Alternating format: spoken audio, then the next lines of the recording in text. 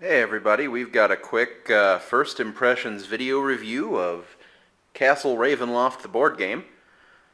I'm going to have to apologize for the suck. You see, I'm recording this all in one first take on a little flip video thing that I've never used before. Happy Pumpkin says hello. So here we have everything that comes in the Castle Ravenloft box.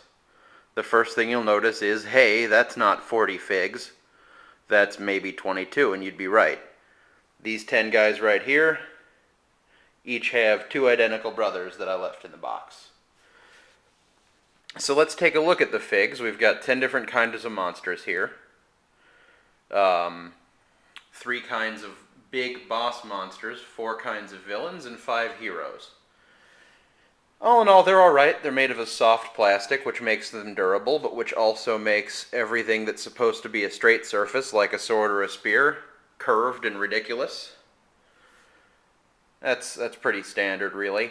The thief's sword here sometimes props her up off of her base, and the Dragonborn fighter looks like he might actually be the drum major in a marching band rather than a fighter. That's all I can really say about the figs. They look pretty good. I would say that the Strahd fig here is the best looking. He's pointing. You can't see it in the video, but he has a very angry face. I like to think he's pointing at somebody and saying, "Hey, don't touch my lunch." And so as you can see, we've got a stack of dungeon tiles here. You shuffle those somehow before each game, and then as you reach an unexplored edge, you lay down a new tile, so the dungeon's never the same twice. There's several different adventures in the adventure book that comes with the game, and they generally have different targets. And so, for example, the adventure that the game recommends you use the first time you're playing with multiple people, you're looking for an artifact that's in the chapel. And so before you start, you get out the chapel tile, and you make sure that it's between the 9th and 12th tiles so that it'll come up after an appropriate amount of time when you'll have the big encounter where you'll get the item and win the game. Over here you'll see there's a lot of little wooden markers that have been punched out of their sheets, and I've got them in quart-size Ziploc bags. You're going to have to come up with your own method of organizing all of this if you get the game, because the plastic organizer that came with the game is just not up to the task. It would hold the figs and the cards and the die and the player cards just fine, but the dungeon tiles, they all came on sheets like this that were under the organizer, and so there's really not a place for them in the organizer, unfortunately. That being said, this method here works just fine. These tokens being in clear bags, they're easy to pass around the table. It's easy to see which bag contains what you need and pass it around when you need one. The player cards, along with the power cards that go with them, are all sort of bundled together individually. Let's get a close-up look at the Ranger here. This card is more or less the character sheet. Tells you what powers you can have, your AC, your hit points, your speed, a little special ability that each class has. I don't know if this will come through, but the Ranger one says Scout, and while other characters have to walk up to an unexplored edge to explore a new tile, the Scout can explore it from farther away, and that's her special ability. Here are the power cards. If you can't read it, this one's Twin Shot. Very similar to the first level powers in the player's handbook. Attacks that are at will powers generally deal 1 damage to 1 monster. A few of them do a little better than that. Most of the monsters only have 1 health anyway. The only examples of monsters with more than 1 health off the top of my head are the Blazing Skeleton here and the Gargoyle here.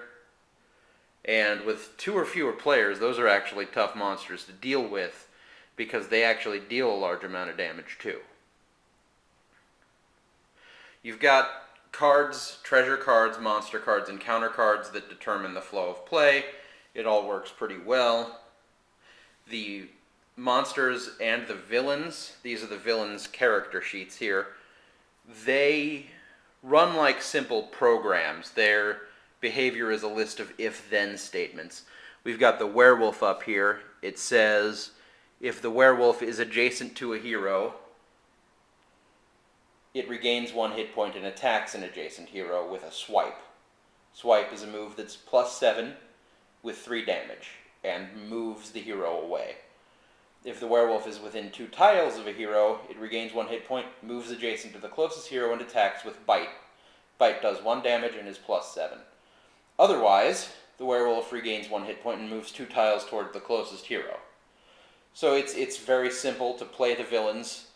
You don't need a dungeon master to do it because they're programmed, and it's a basic program, but it works.